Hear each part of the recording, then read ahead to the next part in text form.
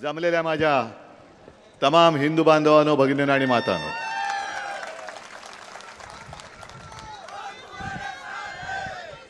एका गोष्टीचा मला नक्कीच अभिमान आहे की शिवसेना म्हटल्यानंतर हिंदुत्व योगाने आलंच, पण तरी देखील मुस्लिम समाज आपल्यासोबत मोठ्या संख्येने आलेला आहे, याचा मला आनंद आहे, नक्कीच आनंद आहे. आता काही जण म्हणतील ज्यांच्या पोटात दुखतं, दुखलंच पाहिजे, दुखायलाच पाहिजे, ते म्हणतील आणि हिंदुत्व सोडलं का? अजिबात नाही, बरोबर आहे. कारण शिवसेना प्रमुखांनी जे मला शिकवलेलं, माझ्या आजोबांनी शिकवलेलं ते मी हिंदुत्व मानतो. या गोमूत्रधाऱ्यांचं हिंदुत्व मला मान्य नाही. आणि जे शिवसेना प्रमुख सांगायचे, कधी पण मी भाषणातली वाक्य काढून दाखवू शकतो की कधीही शिवसेना प्रमुख सामान्य मुस्लिम समाजाबद्दल एक अपशब्द सुद्धा बोललेले नाही. ते नेहमी बोलले ते अतिरेक्यांविरुद्ध आणि देशद्रोह्यांबद्दल बोललेले आहेत. आणि माझं पुढचं भाषण सुरू करण्याच्या आधी मी काल एका सभेत बोललो होतो आणि दसरा मेळाव्यात बोललो होतो, संभाजीनगरला बोललो होतो. ते पुन्हा एकदा स्पष्ट करून सांगतो, कारण तो एक शब्द घेऊन हे जे पोटावळे आहेत ना, त्यांनी सुरुवात केली, यांना बघा कोणाचं प्रेम आलंय. होय, मला मी जे सांगणं त्याचं प्रेम आहेच. आणि ते उदाहरण म्हणजे औरंगजेबाचं. तुम्ही कालचं माझं भाषण ऐकलं असाल, चॅनलवाल्यांनी ते दाखवलेलं आहे. तुमच्याही मनात प्रश्न आला असेल की अरे हा बाळासाहेबांचा मुलगा एकदम औरंगजेबाचं कौतुक करायला लागला. हे कोणता औरंगजेब? जो आपल्या छत्रपती शिवाजी महाराजांच्या हिंदवी स्वराज्यावरती चालून आला होता तो औरंगजेब नाही. तर काश्मीरमध्ये आपल्या सैन्यातून आपल्या देशासाठी अतिरेक्यांशी जो लढला आणि सुट्टी असताना तो परत चालला, तो घरी जात होता, मधल्या रस्त्यातून त्याचं अपहरण केलं गेलं, अतिरेक्यांनी अपहरण केलं, पाकड्यांनी अपहरण केलं आणि त्याला हालहाल करून मारला. कोण होता औरंगजेब? मुसलमान होता. कोणासाठी लढला? आपल्या देशासाठी लढला. आणि नुसता लढला नाही तर त्याला अतिरेक्यांनी हालहाल करून मारला, छळ करून मारला. मग तो औरंगजेब मुसलमान असला तरी आपल्या देशासाठी ज्यांनी बलिदान केलं तो आपला मानायचं नाही? मानायचं नाही. आणि हेच तर आमचं हिंदुत्व आहे. आमचं हिंदुत्व हे देवळात घंटा बडवणारं नाही आहे, अतिरेक्यांना ठोकणार आहे. आणि अतिरेक्याने हा नाही विचार केला की अरे हा औरंगजेब आहे, आपल्याच धर्माचा आहे, सोडला नाही त्याला. तू हिंदुस्थानच्या बाजूने लढलास, हिंदुस्थानच्या बाजूने लढलास, तू मुसलमान असलास तरी आम्हाला शत्रू आहेस, आणि त्यांनी त्याला मारला. तो औरंगजेब, तो मी माझा म्हणतोय. काय माझं चुकतंय? अत्यंत स्पष्ट आहे ना. मी जे बोललो आता मगाशी भास्कररावांनी तुम्हाला आवाहन केलं, गीते साहेबांनी केलं, तुम्ही जोरात हो केलं. मी बोललोय ते तुम्हाला पटते की नाही पटते? एकदा हो की नाही सांगा. मग ही आमची स्वच्छ भूमिका आहे, स्पष्ट भूमिका आहे.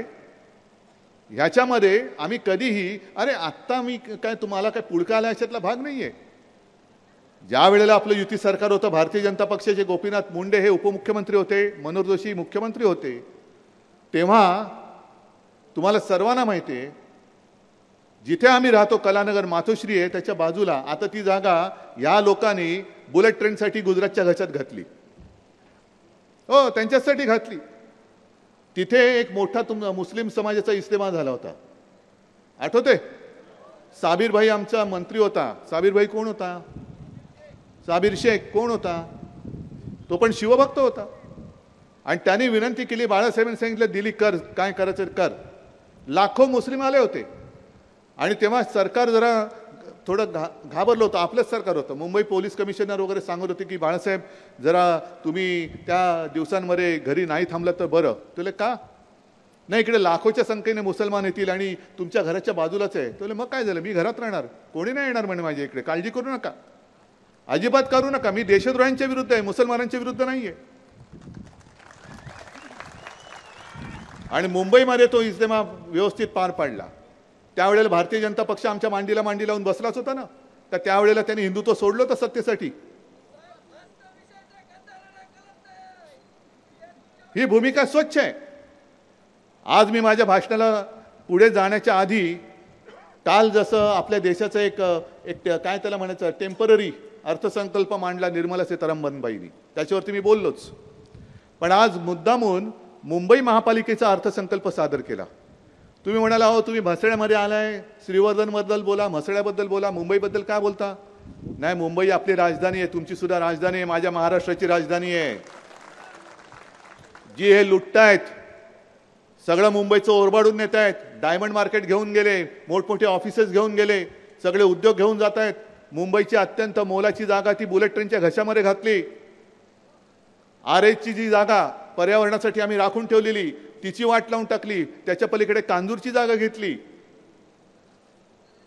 आणि मुद्दामून तुम्हाला सांगतो, कारण काही काही वेळेला असं होतं की युती सरकार आपलं 95 साली होतं, मला वाटतं त्याच सुमारास हिंदू हृदय सम्राट शिवसेना प्रमुखांच्या हस्ते वांद्रे ते वरळी या सेतुपुलाचं भूमिपूजन झालं होतं.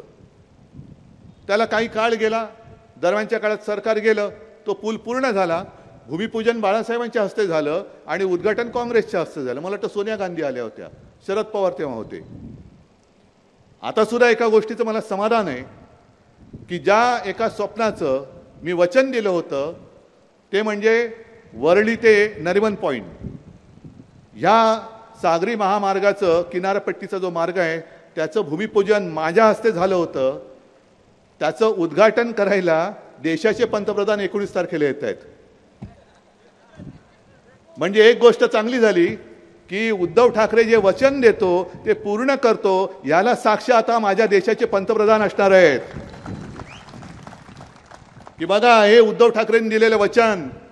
आणि कदाचित तो बोर्ड आता काढला असेल, कारण तो परवडणार नाही त्यांना कोणाच्या हस्ते भूमिपूजन झालं. पाहिजे तर मी फोटो पाठवतो, बातम्या पाठवतो की उद्धव ठाकरेंनी वचन दिलं होतं, उद्धव ठाकरेंनी भूमिपूजन केलं होतं आणि आता तुम्ही त्याचं उद्घाटन करतात. मला अभिमान आहे, मला आनंद आहे की माझ्या वचनाची पूर्ती पंतप्रधान करतायत. ह्याच्यामध्ये दिल्लीचं एका पैशाचं श्रेय नाही. हा सगळा जो काय मार्ग आहे तो मुंबई महापालिकेच्या कष्टाच्या पैशाने केलेला महामार्ग आहे. पण प्रधानमंत्रीजी तुम्ही मुंबईत येतात, तुमचं मी स्वागत करतो. पण आल्यानंतर तुम्ही तुमच्या बाजूला एक फूल दोन हाप जे बसतील त्यांना विचारा जरा की अरे एवढं मोठं बढिया काम करोनाच्या काळात सुद्धा मुंबई महापालिकेने पूर्ण केलं. काय महापालिकेची ताकद आहे. तो मोठा ते मशीन आणलं होतं, त्याचं नाव आदित्यने ठेवलं होतं मावळा. त्यातनं ते तो टनेल पूर्ण केला, सगळं केलं. न थांबता न थकता करोना काळात सुद्धा रात्रंदिवस काम करून हे काम पूर्ण केलं. म्हणून निवडणुकीच्या आधी प्रधानमंत्रीजी तुम्हाला फीत कापण्याचं श्रेय मिळतंय, त्याचं धन्यवाद माझ्या मुंबई महापालिकेला द्या. आणि ज्यांचा काडीचाही संबंध नाही असे एक फूल दोन हाप जे तुमच्या बाजूला बसतात, एक पैशाचं त्यांचं योगदान नाही आणि श्रेय तर अजिबातच नाही. कल्पनाशक्ती त्यांची नाही आहे, कल्पनाशक्ती ही आपली होती, आपली आहे. त्यांना सांगा अरे नालायकानो, तुम्ही करत तर काही नाही मुंबईसाठी, पण करोना काळात सुद्धा मुंबईने हे काम पूर्ण केलं.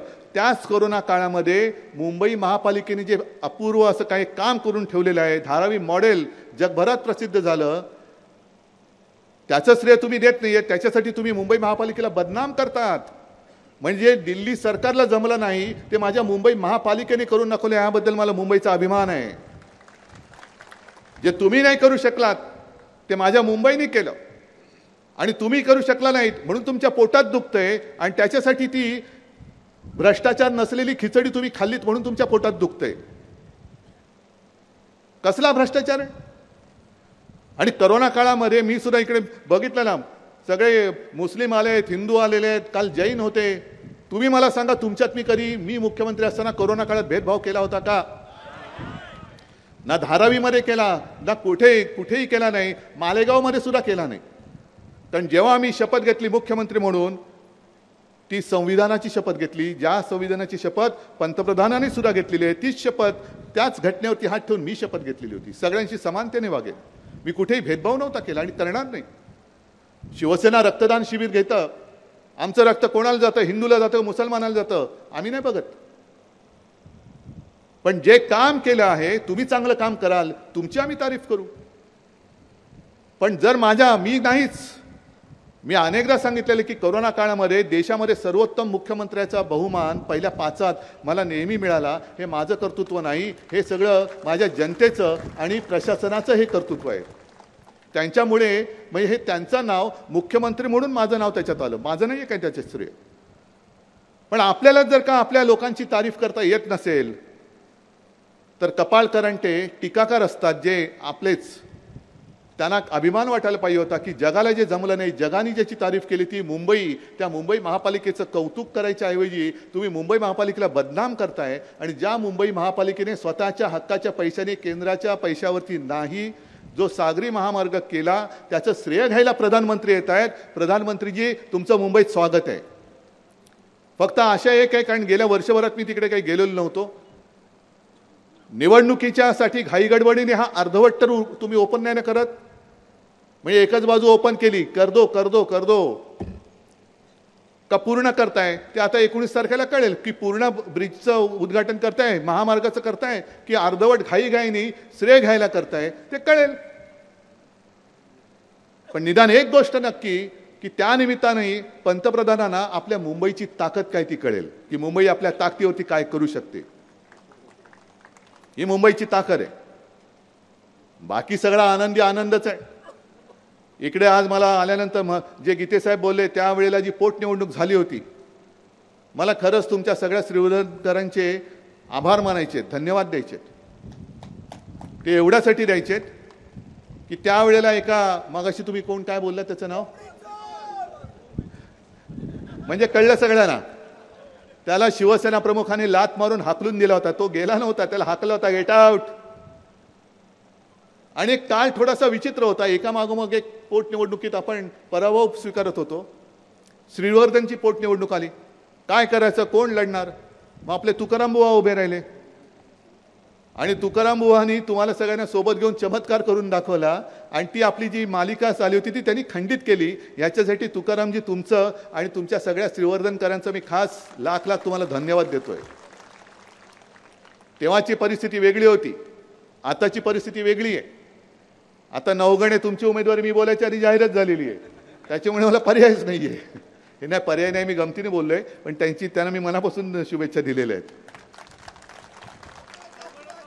आणि हा श्रीवर्धन माझा भगव्याचा हक्काचा बालेकिल्ला आहे, हक्काचा बालेकिल्ला आहे. बाकी घराणेशाहीबद्दल भास्करराव जे काय बॅटिंग करून गेलेत, आता मी वाट बघतोय घराणेशाहीला विरोध करणारे प्रधानमंत्री तटकरेंच्या घरातल्या किती लोकांना तिकीट देणार आहेत. होऊनच जाऊ द्या. आता सगळे वडिलांपासून मुलीपर्यंत नातवापर्यंत जे जे कोणी घुसलेत त्यांच्या पक्षात बचाव बचाव करत, त्या सगळ्यांना तिकीट देणार की सगळ्यांना सांगणार की आमच्याकडे घराणेशाही चालत नाही, चल बाहेर जा. आणि तिकीट नाही दिलं तर मग मला तटकऱ्यांना विचारायचंय की तुम्ही तरी देखील जे त्यांच्या ताटाखालचं मांजर झालं ते तसेच राहणार की परत पवार साहेबांकडे येणार. कारण पवार साहेबांनी सगळं त्याने दिले, आता भास्कररावांनी सांगितलं. मग सगळं ज्यांनी दिलं त्यांच्याकडे परतणार की ज्या एका लाचारीने तुम्ही गेलात तिकडे त्यांनी तुम्हाला जर का नाकारलं तरी देखील तिकडेच चाकरी करणार, हे सुद्धा उघड उघड सांगा. आणि जर तुम्ही उद्या सांगाल की मला भाजपने तिकीट नाही दिलं तरी मी भाजपमध्येच राहीन, हे निवडणुकीच्या वेळेला कळेल. भाजपमध्ये म्हणजे भाजपच्या सोबत जवळपास भाजपमध्येच गेलेत ते. कारण असं बोलावं तर लागेल, कारण मी आज एवढ्या जाहीर सभेत बोलल्यानंतर उद्या त्यांना बोलावंच लागेल. आमच्या घरात एकालाही तिकीट नाही दिलं तरी त्याच्यापेक्षा तटकरीजी तुम्ही असं जाहीर करा की भाजपची किंवा प्रधानमंत्र्यांची जे एक धोरण आहे घराणेशाहीला विरोध, ते धोरण आम्ही स्वीकारतो आणि आमचं घराणं राजकारणातून आता निवृत्त होत आहे. तटकरे साहेबांनी जाहीर करावं की आता बस झालं, आम्ही आता जे काय खाल्लं ते आता आधी थोडं पचवतो आणि मग परत बघू. पण आता तूर्त प्रधानमंत्र्यांचे जे धोरण आहे त्या धोरणानुसार आमच्या घरातनं एकही जण निवडणुकीच्या रिंगणात उतरणार नाही, राज्यसभेवर जाणार नाही, विधान परिषदेवरती जाणार नाही, कुठेही जाणार नाही. हे तटकरे साहेब तुम्ही जाहीर करा. नाहीतर प्रधानमंत्र्यांनी सांगावं की नाही ही गद्दारांची घराणेशाही चालेल, पण ठाकरेंची जी कडवट हिंदुत्ववादी आणि महाराष्ट्राच्या मातीत जन्माला आलेली महाराष्ट्राचं हित बघणारी ही घराणेशाही मला चालत नाही, पण गद्दारांची घराणेशाही मला चालते, हे प्रधानमंत्र्यांनी जाहीर करावं. होऊन जाऊ दे, होऊन जाऊ दे. आणि मग तुम्ही निर्णय घ्यायचा रायगडकरांनी. मला मंजूर, तुम्ही द्याल तो निर्णय मला मान्य आहे. मी जो काही फिरतोय जनतेमध्ये, मी नाशिकच्या सभेमध्येच आव्हान दिलं होतं लबाडाला की बंद कडी कुलपामध्ये बसून, कडेकोट बंदोबस्तामध्ये बसून संपूर्णपणे जी सुप्रीम कोर्टाने एक चौकट आखून दिली होती ती तोडून मोडून तू शिवसेना माझ्या चोरांच्या हातामध्ये दिली, माझी शिवसेना चोराच्या हातात दिली. त्याच्यापेक्षा जनतेत तू पण येऊन उभा राहा, मी पण येऊन उभा राहतो आणि ज्याला दिले त्या मिंद्याला पण उभं कर आणि जनतेत सांग शिवसेना कोणाची, जनता कोणाला तुडवेल ते मला मान्य आहे.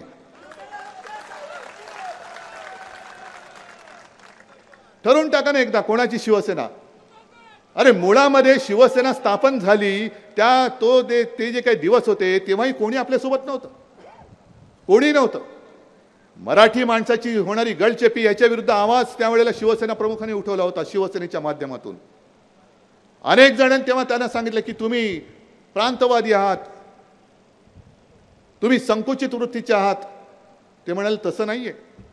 प्रत्येक जी आपल्या देशामध्ये भाषावार प्रांत रचना झाली, प्रत्येक भाषेला एक प्रांत मिळाला, तसा माझ्या मराठीला महाराष्ट्र मिळाला. पण विशेष म्हणजे सगळ्या प्रांताला त्यांच्या राजधान्या मिळाल्यानंतर महाराष्ट्राला मात्र मुंबई मिळवण्यासाठी लढावं लागलं, संघर्ष करावा लागला, बलिदान द्यावं लागलं, रक्त सांडावं लागलं आणि त्याच्यानंतर मुंबई मिळवावी लागली. मग मराठी माणसाचा आवाज घेऊन शिवसेना पुढे निघाली. त्याच सुमारा एक विचित्र वातावरण देशात असं निर्माण झालं होतं की हिंदू मुसलमानांमध्ये एक तेढ निर्माण केली गेली. मग आम्ही हिंदुत्व आहोतच, हिंदू म्हणून पुढे गेलो. आता आमचं हिंदुत्व सगळ्यांना कळल्यानंतर मला सुद्धा घरी येऊन काही मुस्लिम बांधव भेटतात आणि आता सुद्धा मी गेलो होतो घरी. सगळे मुस्लिमांना आता कळलं की शिवसेना ही कोणाच्या, ह्यांचं हिंदुत्व म्हणजे नेमकं काय हे आता त्यांना व्यवस्थित कळलेलं आहे. का ही सगळी लोक आमच्यासोबत येत आहेत. अगदी मातोश्रीमध्ये आल्यानंतर सुद्धा मी मुस्लिम जे बांधव येतात त्यांना विचारतोय, अरे तुम्हाला कळलंय तुम्ही कुठे आलात? हे हिंदू हृदय सम्राटांचं घर आहे, त्यांचा मी मुलगा आहे आणि तरी देखील तुम्ही माझ्या घरी येताय, माझ्याशी बोलताय. आणि ते म्हणतात साहेब बरेचसे मराठीच बोलतात, जसं तुम्ही आता आवाहन केलं ना, बहुतेक सगळे हे सुद्धा घरी येऊनच गेलेले आहेत. सगळे सांगतात की आम्हाला आतापर्यंत तुमच्याबद्दल एक गैरसमज करून दिला होता की तुम्ही म्हणजे जणू काय मुस्लिमांचे शत्रूच आहात. आता आम्हाला कळलं की तुमचं हिंदुत्व हे राष्ट्रीयत्व आहे. आम्ही सुद्धा या देशाचे प्रेमी आहोत.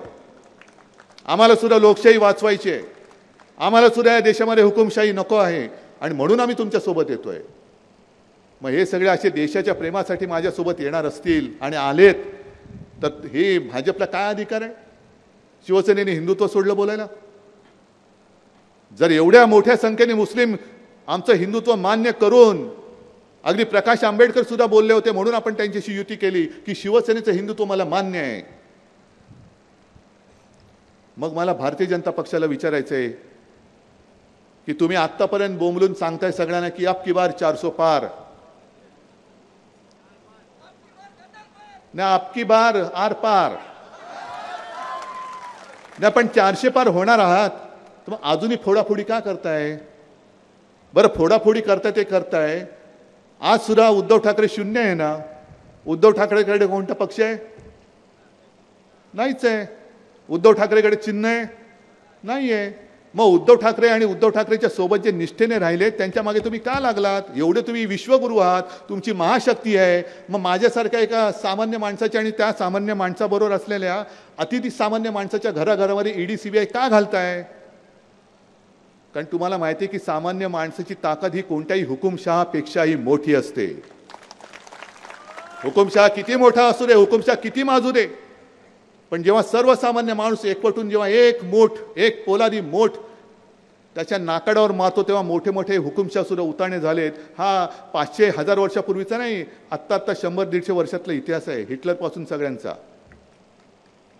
हिटलर असेल, मुसोलिनी असेल, सगळे हुकुमशहा असेच पहिले लोकशाहीच्या मार्गाने. हिटलर तर तसाच गेला, नंतर त्यांनी पोलादी पकडीमध्ये जर्मनी घ्यायचा प्रयत्न केला, पण शेवटी त्याला सुद्धा वाईट पद्धतीने जावं लागलं. ही सर्वसामान्य माणसाची ताकद असते. ही ताकद तुमच्यामध्ये आहे, ही ताकद आहे तुमच्यामध्ये. पण तुम्हाला असं भुलवून टाकायचं, असं एक संभ्रमात टाकायचं की जणू काय आता मीच. आणि मीच म्हटल्यानंतर मी एक उदाहरण मला वाटतं दिलं. आता काय उदाहरणं 30 द्यावी लागतात, कारण शेवटी प्रचार म्हटल्यानंतर आपले मुद्दे काय आहेत, आपले विचार काय आहेत हे रिपीट थोडेसे होणारच. जेव्हा आपल्याला विचारतात की हे सगळं ठीक आहे तुम्ही बोलताय, आज मी येताना ऐकत होतो, एक पत्रकार म्हणाले उद्धव ठाकरे एवढे तिखट किंवा कडू काय बोलतात. मी कडू नाही बोलत, मी सत्य बोलतोय. आणि सत्य हे नेहमी कडू असतं किंवा सत्य नेहमी कडू असायलाच पाहिजे असं नाही, पण जे सत्य असतं, कारण आपल्या देशाचं ब्रीदवाक्य सत्यमेव जयते आहे. भाजपने ते सत्तामेव जयते असं केलेलं आहे. सत्तामेव जयते. मी जो उभा राहिलेलो तो मी लोकशाही वाचवण्यासाठी उभा राहिलेलो आहे. लोकशाही वाचवताना जेव्हा आपल्याला विचारतात की पर्याय काय, मग तुम्ही आता मतदार आहात, तुम्ही एक विचार करा, तुमच्या समोर मी जे बोलतोय ते असं कल्पना करा हे तुमच्या बरोबर आहे, तुमच्या समोर आहे. तुम्हाला मतदान द्यायचंय, करायचंय, करणार ना? मतदान तुम्हाला एकालाच करावं लागेल, बरोबर आहे. 10 उमेदवार असतील, 50 उमेदवार असतील, पण तुमचं मत एक माणूस आणि एक मतदार आणि एक मत, बरोबर. मग तुम्हाला मी पर्याय देतो. चला, पर्याय कसा? मतदानाचा पर्याय नाही. एक पर्याय असा देतो की तुमच्यासमोर 2 पेले मी ठेवतो, ठीक आहे. आणि 2 पेल्यामध्ये, एका पेल्यामध्ये प्रयोगशाळेत चाचणी केलेलं अत्यंत खतरनाक असं विष आहे आणि त्याच्यावर लिहिलेलं की हा विषाचा प्याला आहे. दुसरा पेला आहे, त्याच्यामध्ये मात्र काय आहे माहिती नाही, पण तुम्हाला मत द्यायचंय. मत द्यायचंय तर तुम्ही जे विष दिसतंय ते प्याल की जे काय माहिती नाही ते प्याल, हे ज्याची त्याची मर्जी आहे. आतापर्यंत 10 वर्षात जे काय झालं आणि या पुढे ज्या दिशेने आपण चाललेलो आहोत, चंदीगडमध्ये जसं दिवसा ढवळ्या लोकशाहीचा मुर्दा पाडला, महाराष्ट्रामध्ये लोकशाहीचा मुर्दा पाडला, तिकडे नितीश कुमारला घेऊन तिकडे सरकार पाडलं, म्हणजे सगळीकडे पाडापाडी करायची. म्हणजे काही वाटेल ते करा, पण सरकार आपलं झालंच पाहिजे. ही लोकशाही आणि ही हुकुमशाही तुम्हाला मान्य असेल तर विष ज्या पेल्यावरती लिहिलंय ते विष जरूर प्या, माझं काही मत नाही आहे. पण आजपर्यंत ज्यांना आपण असं म्हटलं, मला तुम्ही सांगा, मी काँग्रेसचा काही लगेच तारीफ करणारा नाही झालेलो, पण नरसिंहराव पंतप्रधान होतील आपल्याला वाटलं होतं, मनमोहन सिंग पंतप्रधान होतील आपल्याला वाटलं होतं, पण आजपर्यंत जे पंतप्रधान झाले त्याच्यात नरसिंहराव हे एक उत्तम पंतप्रधानपैकी एक पंतप्रधान झाले होते की नव्हते हे तुम्ही सांगा. मनमोहन सिंगांनी सुद्धा पहिल्या 5 वर्षामध्ये चांगलं काम केलं होतं की नव्हते तुम्ही सांगा. मग 10 वर्ष आपण ह्यांचा सगळा अनुभव घेतल्यानंतर ह्यांचं हिंदुत्व काय ते कळलेलं आहे, यांच्या विकासाचं स्वप्न हे कळलेलं आहे. यांच्याकडे कोणी आदर्श नाही, कोणी नेता नाही, म्हणून दुसऱ्याचे आदर्श चोरतायत. अगदी आपले हिंदू हृदय सम्राट सुद्धा चोरतात, कारण स्वतः कोणी त्यांच्यात हिंदू हृदय सम्राट होऊच शकत नाही, किती जन्म घेतले तरी होऊच शकत नाही. मग असं ह्या ज्यांनी पक्षाचा चोर बाजार मांडलाय ते उद्या देशाचा चोर बाजार करतील, त्याला तुम्ही शक्ती देणार आहात, सोबत देणार आहात, मत देणार आहात? हा रायगड आहे, हा छत्रपती शिवाजी महाराजांचा महाराष्ट्र आहे, रायगड आहे. आणि छत्रपती शिवाजी महाराजांनी सुद्धा आग्र्याहून ते सुटका झाल्यानंतर स्वराज्याची स्थापना केली, त्यांचा राज्याभिषेक सुद्धा. म्हणजे तेव्हा सगळ्यांना असंच वाटलं होतं की आता यांच्याकडे राहिलं काय, म्हणजे नशीब तेव्हा चॅनल किंवा काही नव्हते, नाही तर चर्चा सुरू झाल्या तर किती छत्रपती शिवाजी, म्हणजे तेव्हा छत्रपती नव्हतेच, शिवाजी महाराज परत येतील असं किती जणांना वाटतं. 71% लोकांना होय वाटतंय, 15% वाटतं नाही वाटतंय, आणि 4% लोकांना सांगता येत नाही. असं नव्हतं तेव्हा, तर निवडणुका नव्हत्या. ठीक आहे 5 वर्षांत पुन्हा बघू असं नव्हतं. मरणाशी गाठ होती. अफजल खान आला, ती सुद्धा लढाई, ती निवडणूक नव्हती झाली. अफजल खान आला, मत द्या अफजल खान, असं नव्हतं. सरळ सरळ प्राणाशी तू तरी जगशील नाही तर मी तरी जगेन. आग्र्याला छत्रपती शिवाजी महाराजांना घेऊन गेल्यानंतर सगळे मिर्झा राजे जयसिंग म्हणजे ते सुद्धा हिंदूच, पण औरंगजेबाच्या पदरी नोकरी करणारे, त्यांनी छत्रपती शिवाजी महाराजांना त्यांचा पराभव करून आग्र्याला घेऊन गेले. तिथून ते परत येतील की नाही ही एक शंका असताना महाराज तिकडनं आले, निसटले, आणि त्याच्यानंतर त्यांचा राज्याभिषेक झालेला आहे. त्याच्यामुळे हा जो महाराष्ट्र नाही, ह्या मातीचं तेज हे काहीतरी वेगळं आहे. हे मातीचं तेज, ही माती कधी हरत नाही, ही माती कधी हुकुमशा पुढे झुकत नाही. आणि ज्या ज्या वेळेला संकट येतं त्यावेळेला या मातीला असं काही तेज येतं, ते तेज छत्रपती शिवाजी महाराजांचं असतं. आणि ते तेज एवढं प्रखर असतं की जो अंगावर येईल त्याला आडवा केल्याशिवाय हे तेज शांत होत नाही. आणि त्या सगळ्या तेजाचे आपण वारसदार आहोत. इंडिया आघाडीमध्ये कोण राहिले, राहतील, पण माझा महाराष्ट्र काय करणार? छत्रपती शिवाजी महाराज की जय बोलणारा हा माझा महाराष्ट्र आहे. जय भवानी जय शिवाजी बोलणारा हा माझा महाराष्ट्र आहे. आम्ही जय श्रीराम बोलतो, पण आम्ही भाजप मुक्त जय श्रीराम बोलतो. भाजप मुक्त जय श्रीराम. आणि म्हणून ही जी लढाई आहे ती माझी एकट्याची नाही आहे.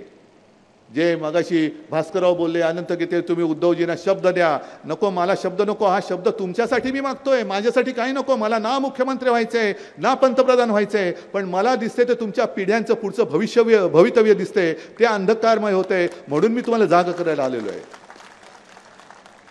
हे मत नुसतं आपण अनंत गीतेंची उमेदवारी जाहीर केली, नवगणींची जाहीर केली, आणखीन कोणाची केली, तिकडे स्नेहलताईची केली, यांना मत दिलं म्हणून मी प्रचाराला आलेलो नाही. त्याला मत म्हणजे तुमच्या उज्ज्वल भवितव्याला मत आहे, नाही तर तुमच्या पुढच्या पिढ्या, जे मी भारतीय जनता पक्षाच्या कार्यकर्त्यांनाही सांगतोय, RSSच्या प्रचारक कुटुंबियांना सुद्धा सांगतोय की ज्यांच्यासाठी ज्यांची तळी तुम्ही उचलताय ते कोणाचेही नाहीत. ते तुम्हाला देखील जसं शिवराज सिंग चौहानानं उचलून फेकून दिलं तसं तुम्हालाही उचलून ते फेकून दिल्याशिवाय राहणार नाही. म्हणून आत्ता जागे व्हा आणि देशावरती येत असलेले संकट हे आत्ताच थोपवा, हे आत्ता थोपवा. आणि म्हणून निर्धार करणार असाल तर एकच, जरा जोरात छत्रपती शिवाजी महाराज की जय बोलून एक हात वर करून मला सांगा, वचन द्या की आम्ही कोणी सोबत असो वा नसो, आम्ही तुमच्यासोबत माझ्यासोबत नको, मला देशासोबत देशाच्या लोकशाहीसोबत आहोत आणि आमच्या भारत मातेचं स्वातंत्र्य आम्ही कोणाला हिरावून देणार नाही. हे एकदाच जरा छत्रपती शिवाजी महाराज की जय बोलून कोणीतरी घोषणा द्या आणि जरा जोरात सांगा मला, छत्रपती शिवाजी महाराज की जोरात. अरे आवाज एवढा मोठा असला पाहिजे, काल बोलत असे छप्पर उडायला पाहिजे, तोपर्यंत मी तुम्हाला उठू नाही देणार. चल दे. छत्रपती शिवाजी महाराज की, छत्रपती शिवाजी महाराज की. चला सगळ्यांना खास सगळ्यांना मी धन्यवाद देतो. आणि आता झोपायचं नाही, म्हणजे रात्री जागू नका, झोपायचं नाही म्हणजे लोकशाहीच्या दृष्टीने तसं झोपू नका, विचाराने झोपू नका. स्वतः जागे राहा, जनतेला जागे करा आणि आपल्या देशाला वाचवा. जय हिंद, जय महाराष्ट्र. ABP माझा, उघडा डोळे बघा नीट.